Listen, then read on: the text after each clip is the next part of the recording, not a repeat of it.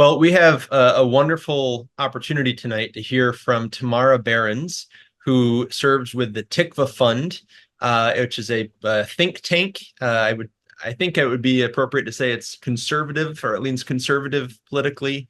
They put out some wonderful publications and podcasts, and I came to know of Tamara because of an article that she wrote last summer called From Koi to Goy. And I love that title. And it's an explanation of, or documentation of, some of the manifestations of anti-Semitism on the American political conservative or the right wing of the political spectrum here in the US. And I interviewed Tamara for my podcast, Gesher, and was just very impressed with what she wrote. So let me introduce Tamara. I think you'll be pleased with this. Before I do that, though, let me just say, if you have questions for Tamara, you can put those in the chat box. I will go through those, and at the end of her presentation, we'll get to as many as we can, and we'll have a dialogue that way. So Tamara Berens is the co-director of the Krauthammer Fellowship, the director of Young Professionals Programs at the Tikvah Fund, and a contributor at Mosaic magazine. She graduated from King's College London with a BA in War Studies. Tamara worked for Camera and conducted research at think tanks in Westminster, England, and Washington, D.C. before beginning one of the inaugural Krauthammer Fellowships, which was then at Mosaic.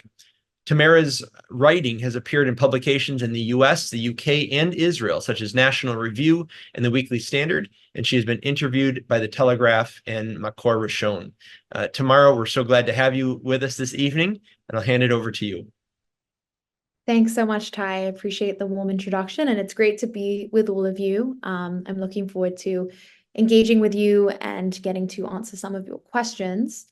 I'm going to share my screen so you can have somewhat of a visual prompt as I'm speaking to you. So thank you for having me. I'm grateful to get to discuss this important topic of right-wing anti-Semitism. I'm going to focus on what I call far-right anti-Semitism.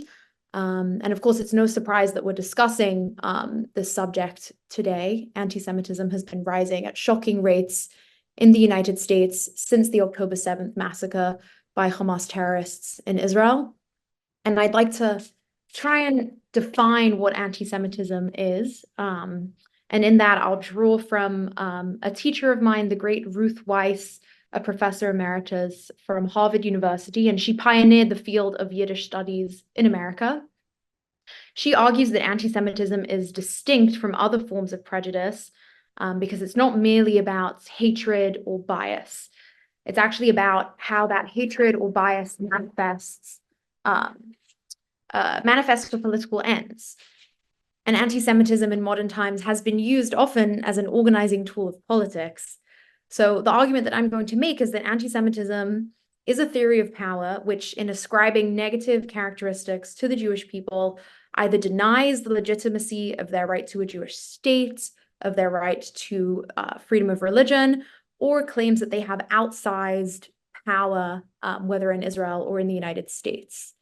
And I think that the tagline of this series, Anti-Semitism Knows No Party, is crucial. Anti-Semitism on the left is really equally important to me as anti-Semitism on the right. It just so happens that right-wing anti-Semitism is where I'm focused right now, because I think that conservatives really have a duty to police and be aware of what's going on their own side, in addition to looking at people on the other side of the political spectrum that they disagree with. And that's something that I grew up doing. I'm from London. All of you have said where you're from, so I should say where I'm from. I'm from London, England, but I live in Washington, D.C. now, and my husband's actually from Canada. I saw there's a few people from Canada here as well.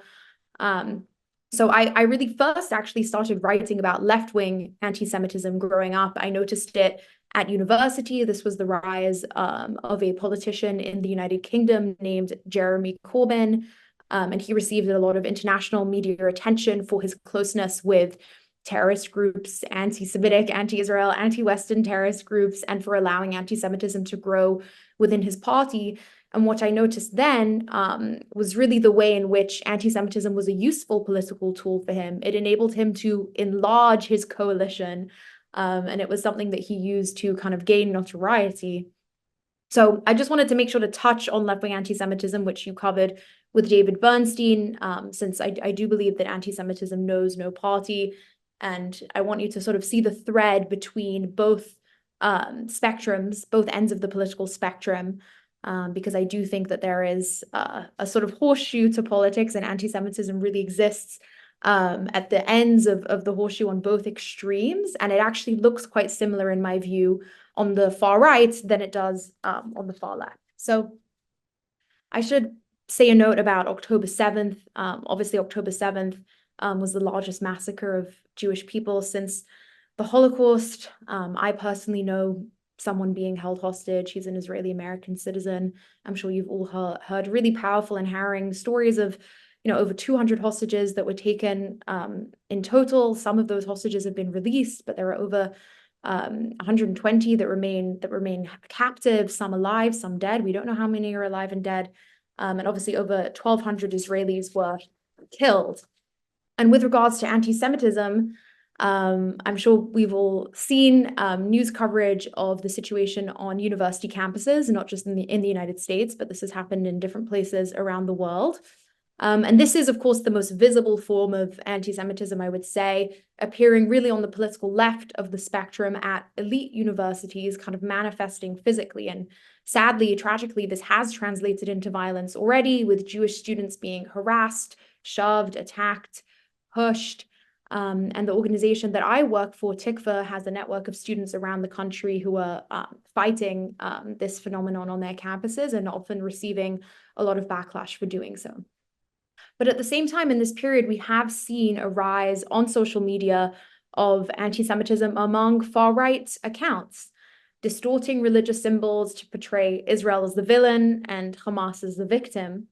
And I think given the recent history of far-right anti-Semitism in America, which I want to touch on a little bit later on, I am concerned about the rise of online anti-Semitism. And I think we must be vigilant about where online anti-Semitism can lead later on into physical, violent anti-Semitism. And just to note a statistic here, the statistic is now a few months out of date, but the last record shows that there's been a 360% increase in anti-Semitic incidents in the months after October 7th compared to the same period in the previous year in 2022. So deeply concerning. I want to tackle kind of three aspects of far-right anti-Semitism today. The first is conspiracy theories about Jewish power, freedom of speech, and the media. The second is conspiracy theories in US politics about the Jewish lobby and US support for Israel and US foreign policy. And third, I do want to spend a little bit of time, going through some of the incidents of violent far-right anti-Semitism that we've seen targeting Jewish communities in America in the last 10 years or so. And as we go through all of these incidents that I'll kind of try and walk us through, and obviously look forward to your questions also at the end, I want you to kind of bear in mind this idea that I've put forward about anti-Semitism as a tool in politics that individuals use to their advantage. So let's talk a little bit about the evolution of far-right anti-Semitism online specifically. So I'll start with 2016, when anti-Semitic memes really exploded on social media, and this is what is referenced here on the left of the screen. And these mostly seemed quite lighthearted to a lot of people at the time, especially for people that don't spend a lot of time on social media. I personally didn't spend that much time in these sort of corners of the web myself, but these memes, so here this is Pepe the Frog, which was a meme that was not created for anti-Semitic ends originally. It was a cartoon frog, and then you see it's been photoshopped with these characteristics to look like Adolf Hitler, and obviously you see a swastika here. And this is the kind of thing that was just hugely popular online in and around the 2016 election. And I do think it's highly problematic to see something that was created as part of a comic book series kind of distorted in this way.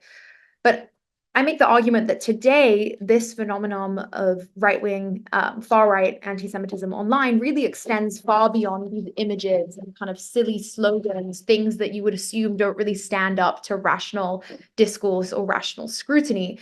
I think what we're seeing today instead are really the rise of individuals and platforms that promote Jew hatred and conspiracy theories about the Jewish people at Israel at much more length. So rather than just, images and slogans here and there, you're seeing individuals amass huge followings, millions of people watching them and subscribing to them.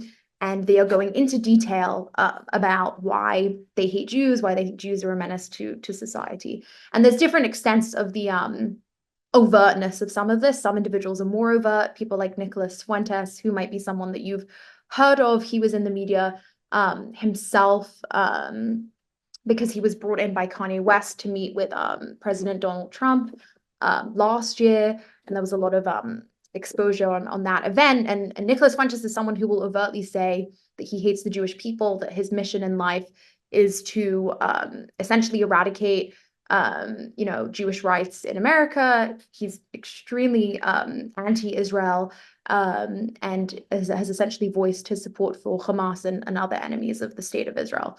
And then there are other individuals such as Candace Owens, who is less overt in her anti-Semitic statements, but I'm going to kind of go through in detail some of the ways in which she has spread anti-Semitic rhetoric and anti-Israel ideas through her words, to her own credit, to her own benefit. So why are we talking about Owens? She was recently at the leading conservative media organization, the Daily Wire, and she left the Daily Wire. It was a mutual agreement. It wasn't a firing as far as we know, although she's framed it as a firing to position herself as someone that was canceled, and to use that term canceling to her advantage. She has millions of followers across all different platforms, and she's someone who really began her career criticizing the Black Lives Matter movement and identity politics on the far left. But in recent years, she really started to focus much more on Jewish organizations and gained attention and following on this topic. So just to summarize some of the language that she has used, she has asserted that Jewish groups control the bounds of free speech in America, and she developed a close friendship with rapper Kanye West, spending a lot of time sticking by him and defending him as he was criticized rightfully for espousing anti-Semitism publicly. So Kanye West tweeted saying that he wanted to go DEFCON 3 on the Jewish people. And Candace Owens responded saying, if you're an honest person, you did not think this tweet was anti-Semitic. And her comments progressed really after October 7th, when discussions about the IDF campaigns in Gaza abounded on Twitter. And the Anti-Defamation League called out Owens for her vitriolic anti-Semitism on the platform. And in response to the ADL, Owens said, "My crime is having stood up for myself against your network of smears." And her use of the term smears, I think, really kind of it's not a smear if it's exposing factual behavior of hers, but in using the term smear, she's able to create an impression of a conspiracy theory of individuals who are out to criticize her. And in March, Candace Owens left the Daily Wire. As I mentioned, she's no longer there. And I think really the fallout from this has just caused a lot of tension on the right of the political spectrum. It's disappointing. It's hard to have to kind of pass through the discussion around this, because I think a lot of people who have a cursory view of this will just be turned off from engaging with the Jewish people and engaging with Israel based on this, because Candace Owens has publicly asserted that she was pushed out of the Daily Wire due to her criticism of Israel. When I think, in fact, if you look at the history of what she's said over the last few months, her focus really has been criticism of the Jewish people and fomenting of hate against Jewish people in the United States. So we'll get into that in a second, but I also want to explain who this person is sitting to the right of her. So this is Brianna Joy Gray. Now, Brianna Joy Gray is actually someone who one would have thought belonged in David Bernstein's presentation about left-wing anti-Semitism, since she is someone who originates from the political left of the spectrum, very supportive of institutions like the Black Lives Matter movement. But in fact, she's appearing with Candace Owens, and I think this is a great example of how the kind of horseshoe of extreme politics really connects, again, at the extremes of the spectrum. So the reason why Brianna Joy Gray is here is because Candace Owens invited her to talk about being fired from The Hill, the online political platform, The Hill. Brianna Joy Gray was a presenter for some of their online shows, and she actually invited a sister of a hostage currently being held by Hamas in Gaza.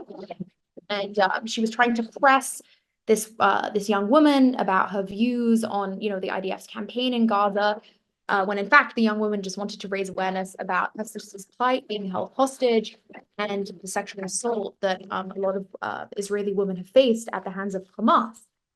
And she was talking about her story, and Brianna Joy Gray visibly rolled her eyes at this person. I mean, it was visible for all to see. And as a newscaster, as someone who's being filmed, speaking on a news video cast, obviously you're expected to kind of maintain composure. So it was really noticeable in the way that she rolled her eyes at this comment. When the sister of an Israeli hostage was asking her, please listen to our testimony about the sexual violence that women have experienced at the hands of Hamas. And so Brianna Joy Gray was fired by The Hill, I think rightfully for saying this. And then Candace Owens invited her to talk about just their mutual situation, being individuals, that they described as being wrongfully maligned from the media institutions that they were a part of. And on this video, which you could watch on YouTube if you like for yourselves, Candace Owens complains that there's a certain race above critique, and she's of course referring to the Jews here, even though the Jewish people aren't a race, they're an ethnicity and a people. And Candace also said that her former colleague and the founder of the Daily Wire, Ben Shapiro, was a racial supremacist. And the tagline of the video here, for all to see, says, "The criticism of Israel seems to be the only true red line on a bipartisan basis nobody is allowed to cross." And I think if we see, again, the unrest on university campuses, it's evident that you are allowed to criticize Israel. If anything, I think we have too much criticism of Israel in our politics, but I believe people should be free to say what they want. I don't believe that it's a red line by any means. I do believe that news organizations and media organizations have a right to part ways with individuals if they don't agree with their messaging. It's not social media. It's not a free-for-all. But as you can see, even though Candace Owens and Brianna Joy Gray no longer have a platform at a news organization, they are able to just go totally independent and reach audiences of millions of people, because this is really the nature of media and of our communications today. You don't need to be tied to a mainstream institution to make your voice heard, to impact millions of people. And so the reason why I kind of put these two incidents side by side is because I think you can see the progression just in sophistication from this frog meeting to a professionally edited, filmed, and cut YouTube video. But the fact is, the message really in both is not so distinct. It is to denigrate the Jewish people, to shame the Jewish people. And the difference is with YouTube is it looks more professional and you're able to reach more people at more length. So concerning. I don't want to stop talking about Candace Owens without mentioning a controversy that she initiated earlier this year. And this is going to be somewhat difficult for me to talk about as someone who is not a Christian myself. But I believe this was referenced at the end of the last discussion with David Bernstein. And this is the use of the message of Christ is King for anti-Semitic ends on social media. So again, I want to clarify that I'm not a Christian, and so I would absolutely recommend speaking to a Christian that you trust on this subject. And I want to say that, of course, Christ is King, I know, is a statement of Christian faith, and Christians absolutely have a right to make this statement. What I think we've noticed, though, is that the statement is being distorted for political gain opportunistically by people who claim to be Christians, but are using the statement to denigrate Jewish people and specifically to argue against support of Israel. So the way that this came up is through Candace Owens on Twitter. She was in discussions back and forth about Israel's actions in Gaza with Ben Shapiro, again, her former colleague, prominent Jewish and pro-Israel host at the Daily Wire. They were having a back and forth about October 7th. And in order to sort of close the conversation, Candace Owens tweeted, "Christ is king." And it was clear that she was trying to sort of close the argument, at least in my view, by saying, I'm calling on a higher power to justify my opposition to Israel's campaign in Gaza. She has made the claim that Israel is conducting genocide in Gaza, when of course we know this to be false. But by bringing in, the term Christ, I think it's obviously deeply problematic for those of us who are pro-Israel, in that she's really able to use the phrase to her own advantage. And then it creates a situation where those who want to respond and explain why Candace Owens' claims of genocide are false, it creates a very difficult situation, because you have to deal with the accusation that Candace Owens was then able to level, that everyone was making the accusation that Christ is king itself is an anti-Semitic term, when in fact no one was saying that Christ is king was inherently anti-Semitic. What people were taking issue with was the use of that term to justify one's political views and criticisms of the state of Israel. So if you want to dig into the depths of social media yourself and YouTube yourself, there was a Twitter Spaces and X Spaces discussion about this, in which some of the commentators were asserting that people were trying to outlaw and ban the phrase "Christ is king." And again, as someone who believes in religious freedom, I think that's deeply concerning if people were trying to outlaw that phrase. But that's not what happened. And I think it's just really an example of how individuals like Candace Owens are able to take hold of the conversation and really create something out of thin air, that they could use for their own advantage to boost their platforms. Very, very misleading, of course, in my view. So this is something that I touched on in my essay for Mosaic last year that Ty mentioned, but I do just want to say that I think appealing to Christian symbols is something that individuals on the far right seem to be doing more and more online. Originally, a lot of manifestations of far right anti-Semitism were anti-Christian, pagan, and white supremacist, and they didn't try and co-opt any religious imagery.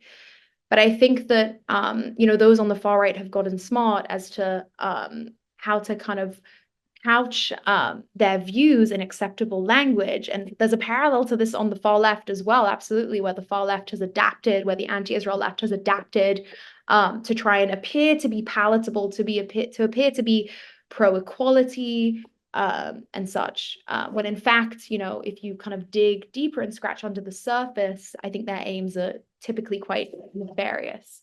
And so again, as I've said, I'm not a Christian. I don't want to opine on this much further at length, but I encourage you to read Timothy Carney, who is a Christian, responding to my piece in Mosaic magazine, and he brought up some really interesting points about the correlations between anti-Semitic conspiracy theories and the unchurched, meaning Christians who do not attend regular services and worship. And there have been studies that show that among Republican voters who attend church services, actually the warm feelings that they have towards Jewish people are much higher. There's 84% of Republicans attending church services who have warm feelings towards Jews, whereas if you look at Republicans who do not attend church services, that number is only at 69%. And so I think there is a gap there. And to me, this is really part of the broader shift when we're talking about anti-Semitism, the sort of pagan symbols of kind of tiki torches, the texts that are favored by individuals like Richard Spencer and Stephen Bannon. Those things have fallen out of favor with the online right. I think we're really seeing the online right continue to kind of co-opt and use Christian symbols, again, with their own political messaging. And even as a non-Christian, I could see that they don't speak for Christians, but I do think it puts us in a real moral quandary as to how to handle this problem of people adapting scripture to their own ends in order to justify anti-Israel and anti-Semitic beliefs. So I know I'm conscious that I'm going long, so I'll try and kind of wrap up briefly as I can as we go through these next topics, because I do want to leave time to engage with your questions. I want to talk a little bit about American politics and anti-Semitic conspiracy theories, and again, to reiterate here that I think anti-Semitism knows no party when it comes to elected officials as well. And we've seen political candidates and officials on the fringes of both the Republican and the Democratic Party who have exhibited anti-Semitism.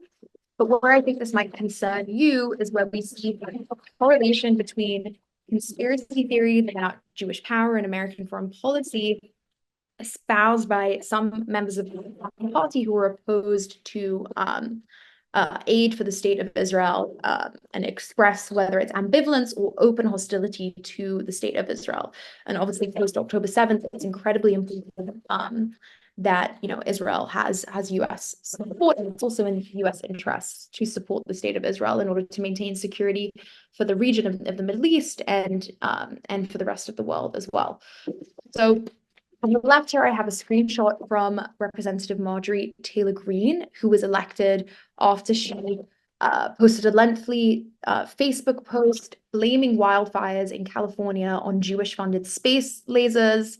And I think there's a lot here in this post. It's quite hard to read. I wouldn't encourage you to read it all. It's hard to follow. But she's essentially making a claim that the Rothschild family, often known to be kind of a dog whistle for Jewish bankers, and as well as political office holders in California, were directly funding and causing the wildfires in California. And obviously this undermines, institutions like the media and law enforcement who are trying to deal with these wildfires and report factually on these wildfires. I think we all know that, wildfires aren't caused by space lasers, although that sounds like a fun sci-fi plot.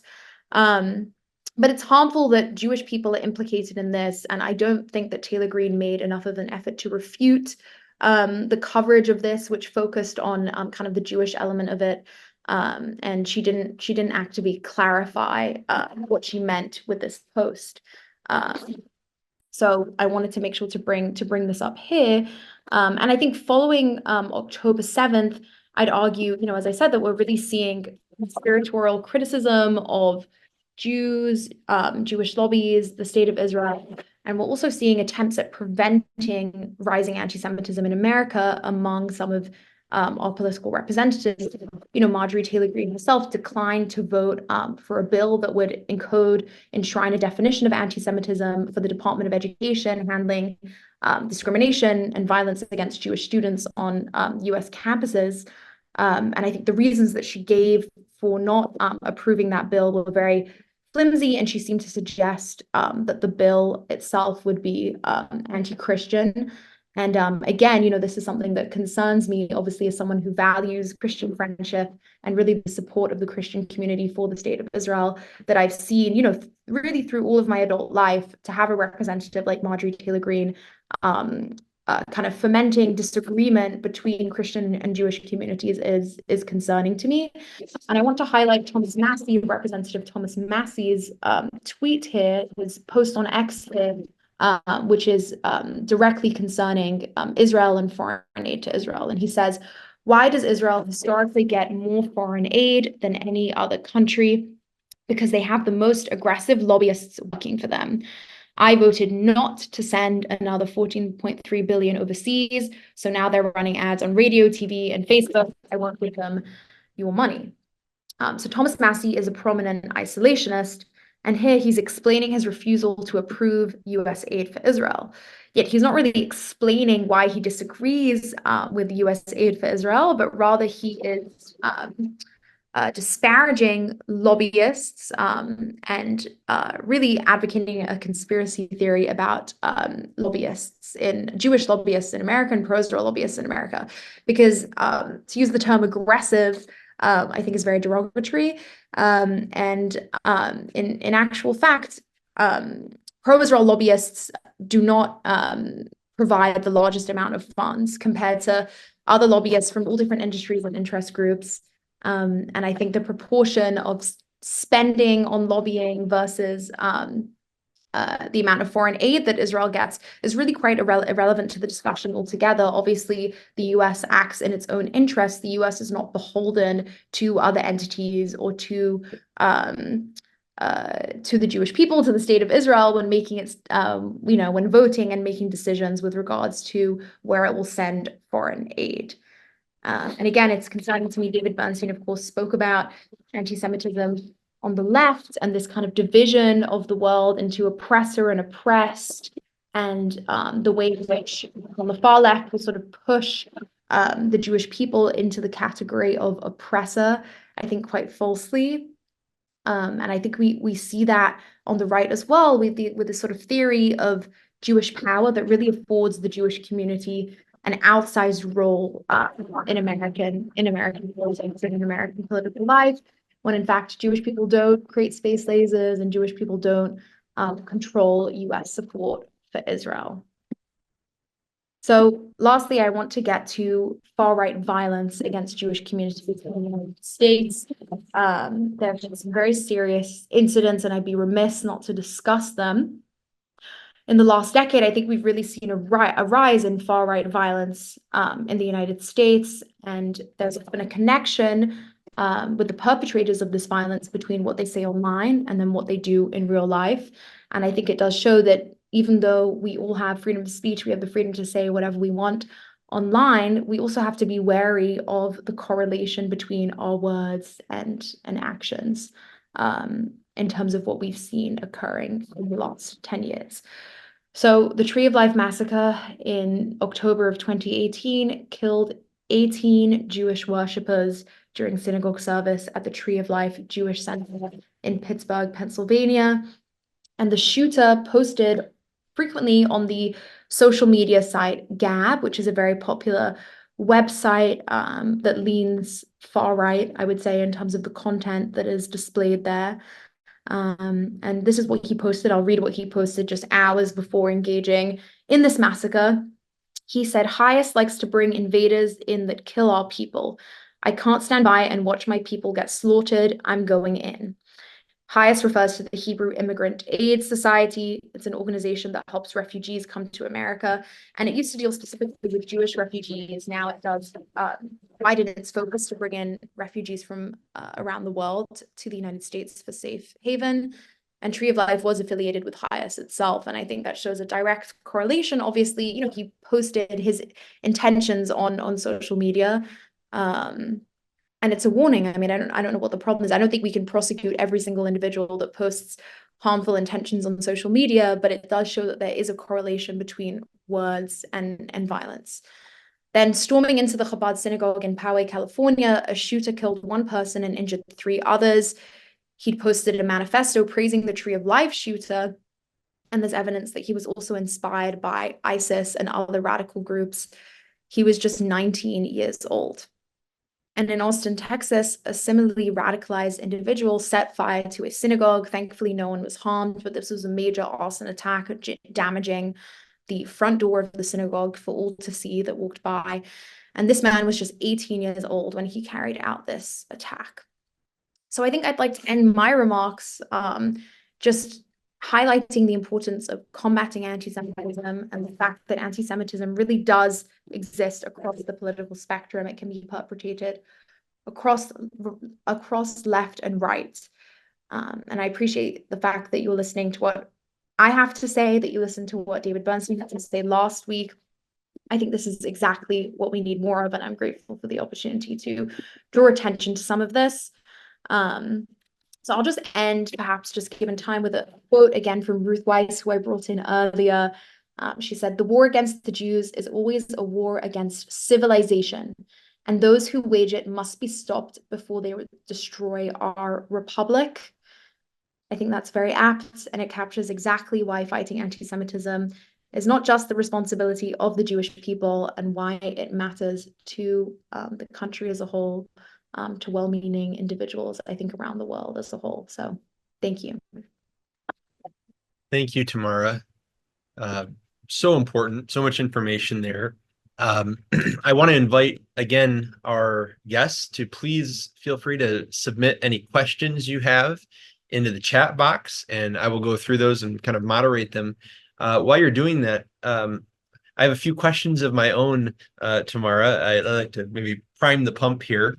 And while I'm doing that, I'm going to ask Faith Zilke, who has been managing the admittance to the class tonight, to put in the chat box a link to a PDF version of Tamara's article from Koi to Goy.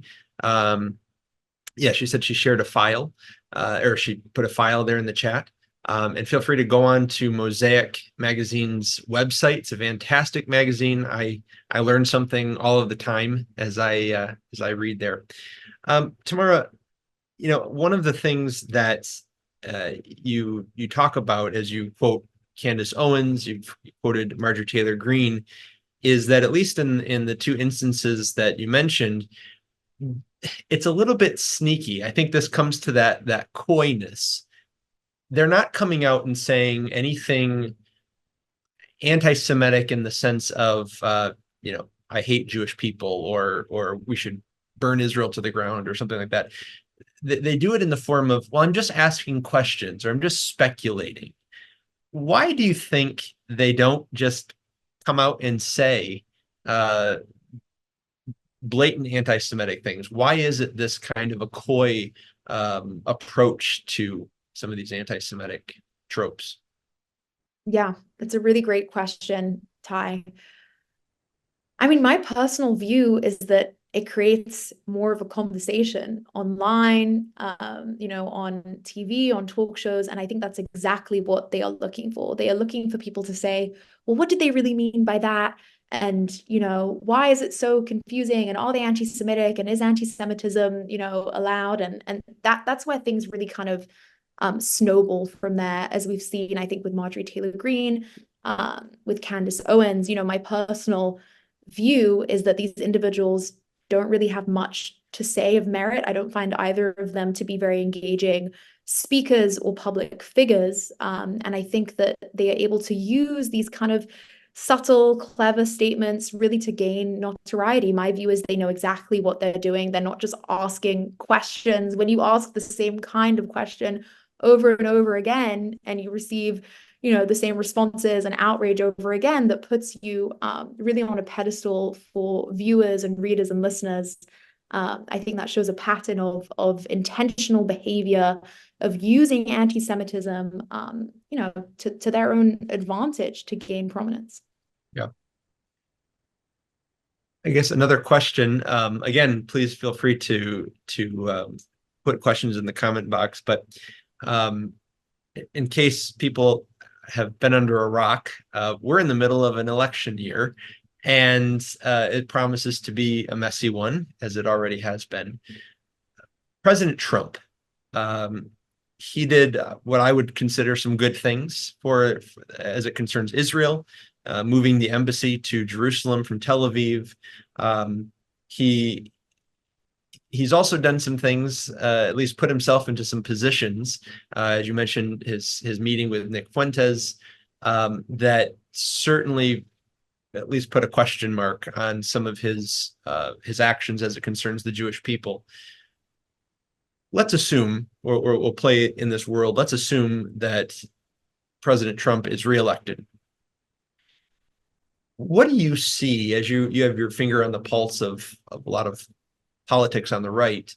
What do you see the trajectory being of the right and its engagement with these anti-Semitic tropes and language under a conservative president, or at least a right-wing Republican president? Yeah, that's a big question. Big question, Ty. I think that it could go in multiple different directions. My hope is policy-wise that a Republican president, in this case, President Trump, would continue policy support for the state of Israel. I think actions like moving the embassy, U.S. embassy to Jerusalem, were hugely significant, very much welcomed by most of the Jewish community. I also think the Abraham Accords and President Trump's administration's attempt to bridge further ties between the Abrahamic faith in the Middle East, very important, very much welcome. So I hope that would continue. And I think it's always important to, it's always important to praise policies that are right and just and helpful for both the US and pro-Israel interests. That being said, I do worry about those who are close to President Trump, individuals like Nicholas Fuentes. One could argue that Trump didn't know who he was meeting with. He meets with so many people every day. But my view is, he should never have even been anywhere near that room. There shouldn't be a space for online streamers, either from their basements in Nicholas Fuentes' case, or even individuals like Candace Owens, who really don't have any credibility, in my view, or any reason to be speaking to such a large audience. They don't have any training in this area. They don't understand the topics that they're discussing. These people should not be close to the halls of power. And I do think that the president and his close advisors have a duty to steer the conversation away from that. And our national conversation is so important to the health of our republic. It's not something that we want to outlaw. I would never advocate for outlawing anti-Semitism or federally mandating a certain type of speech, but it's really something that I think in their kind of behavior in office, the president and Congress members, those close to the president, should emulate positive models of behavior and speech. And I do think we need to see more of that when it comes to Jewish people and support for Israel. I have a couple of questions for you from the chat. Mark asks, could you please elaborate on the increasing Jew hatred emanating from some libertarians and the so-called anti-war movement? I'm assuming within more of a right-wing context. Could you comment on some of that? Yes, thank you, Mark, for your question. This is an interesting topic that has been around for a long time. When you say anti-war movement, that could refer to the Second World War. It could refer to the first Iraq War, the second Iraq War. Or it could refer to October 7th. So, I think just to answer your question as a whole, I do think there seems to be a correlation between some libertarian, meaning anti-war approaches to US policy and anti-Semitism. And I think this originates with World War II, those who make the argument that the US should not have put boots on the ground in Europe in World War II, which, in my view, could have led to an ongoing Holocaust of the Jewish people. We don't know how many Jews could have been affected. It could have led to Hitler invading and occupying the historic land of Israel. We really don't know how bad things would have gotten if the US hadn't intervened. And I myself am so grateful that the US and the Allies were able to obviously take the lead in ending the war. And I think from World War II onwards, we've seen rhetoric like that continue, where again, it's kind of people asking questions. Did the US really need to intervene here? Who is pulling the strings behind the US's involvement in these wars? And so I think that's all I'm really able to say for now, but I would be very cautious about those people that are asking questions about US involvement in some of these global conflicts. Sure. I'm unsure of their motivations. Joel asked, do you see the Christian nationalist right buying into the anti-Zionist anti-Semitism that comes out of segments of Reformed evangelical Protestantism? For example, Tucker Carlson has bought into such thoughts where so far they have been espoused by evangelical Protestants that lean left. So I think, we have this issue where there are some who might use the term evangelical, and they may be Orthodox, we would say Orthodox in their Christian beliefs, and yet they have taken an they would say anti-Zionist viewpoint. Maybe I can rephrase this as, do you see that becoming mainstream? Do you think this is more religiously motivated, or I guess how would you diagnose that development? Yeah, so my understanding on this, and I don't have the statistics in front of me, but I think a lot of this rhetoric is coming from people who don't regularly attend church, who aren't regularly involved in Christian organizations, And I think there really is a correlation there. There are some anti-Zionist churches, obviously in the United States, around the world, but my understanding is that really their influence isn't so much kind of from their own pulpits, but is more so in their ideology. And that, frequent churchgoers tend to be on average supportive of Israel. I think there's really a correlation there between support for Israel. So I think I would say individuals like Tucker Carlson, I don't claim to know about his private religious observance. Obviously, that's something for him to discuss, but I would try and remove him from being really an example of religious devotion. And I think really society needs to find better role models to look to, who can speak to some of these questions.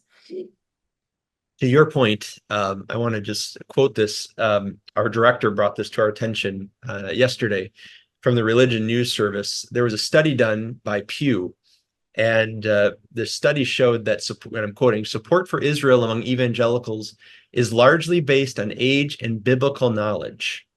So for those Christians who are listening, there is a direct correlation between what you believe theologically and how that translates into everyday action, even if that's political.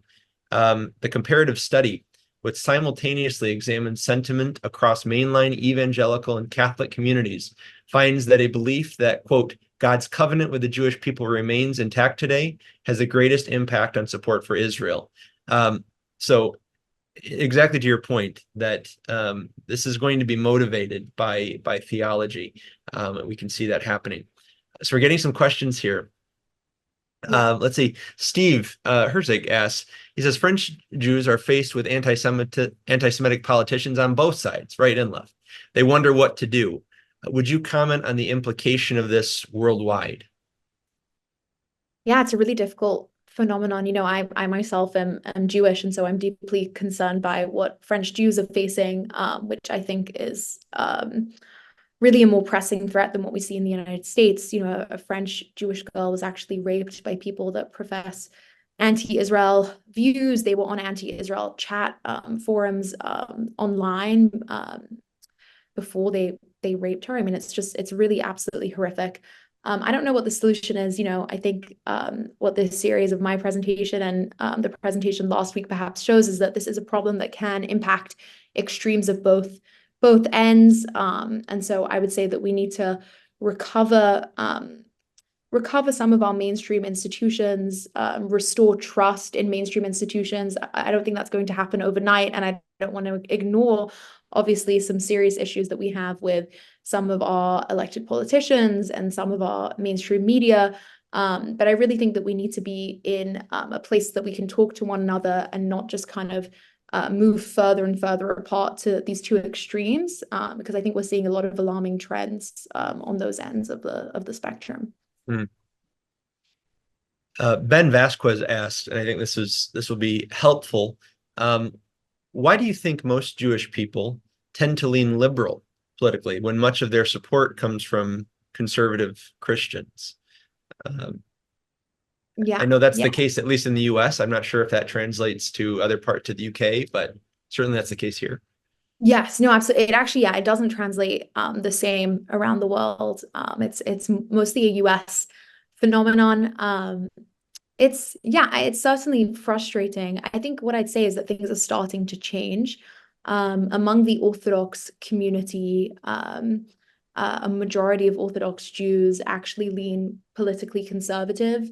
It's just that the Orthodox community is a small percentage of the American Jewish community as a whole. At this point in future generations, it will be much larger because they have more children and are staying within the Jewish faith.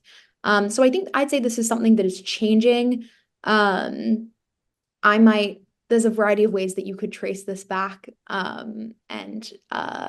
There are a few books that I would mention. I'd mention actually David Bernstein's own work on this. I think it's highly important. But I'll just say, I think that a lot of left-wing institutions have unfortunately excluded Jewish people from their activism in recent years. And that's something that's very concerning. And a lot of Jewish people, like myself, are very grateful for the support of Christians that we know have our back. But I think I hope this will start to change as the Orthodox Jewish community grows larger, because they're having far more children than other denominations of Judaism in America. I want to close with this question. The things we've talked about, they're heavy, and to an extent cerebral. So when it comes to Christians like ourselves who are politically, they're conservative minded, and this comes from one of my colleagues. What can we do to stand against anti-Semitism and anti-Zionism? And I should ask that in the sense of specifically as Christians, not just as Americans, but is there something that you see Christians have a unique role, or they're uniquely positioned to be able to stand against these forms of anti-Semitism? Yeah, no, absolutely. I think that Christians and Jews have a unique friendship. I'd say I've specifically noticed this myself in America. The respect that Christians have for the Jewish faith, the Torah, the Old Testament, and for the important role of the state of Israel, and really the role that the Jewish people play as a light unto the nations. I know that my remarks were very negative, and I want to apologize. I hope I didn't ruin your Thursday evenings. I think it's important to draw some of this to your attention, because I hope that a lot of this is new to you, a lot of what I've discussed. But what I will say is, if it isn't new to you, and I did notice a few comments in the chat hinting this, if it isn't new to you and you are noticing some of these symbols of your own faiths being distorted or used for political ends that aren't really true to their source, I would urge you to kind of speak out about that, and to be unafraid to, call out individuals that you feel are coming from a place of hatred, are coming from a place where they're trying to criticize Israel, which is so ironic to me to use, scripture to criticize Israel. I think it's deeply worrisome. But it is something that we're seeing, and I know that all of you have a really important role to play. You're here, you want to learn more. And yeah, I just want to thank you for being here and for listening and for hanging with me through this. And appreciate your support. And I would say just keep on proclaiming your support for Israel and for the Jewish people if that's where you're holding. It's deeply appreciated. Well, Tamara, thank you so much for what you do and for sharing with us, bringing this to light for us. I know that knowing the demographics of evangelical Christians, most of us probably lean right. And so it can be difficult to identify problems in our own camp. And so this has been helpful, I know for myself, and I'm sure for everyone else. We're going to share again in the chat box there the PDF of Tamara's article From Koi to Goy, published in the June issue of Mosaic magazine of 2023, or you can go online and find it as well. But I strongly encourage you to read that. I'll give a little plug, Tamara. I saw your dialogue with Douglas Murray and Samuel Goldman. Phenomenal discussion. So I also encourage everyone, go on YouTube and find that as well. But thank you everyone for joining us this evening, and we hope to see you back for our next session soon.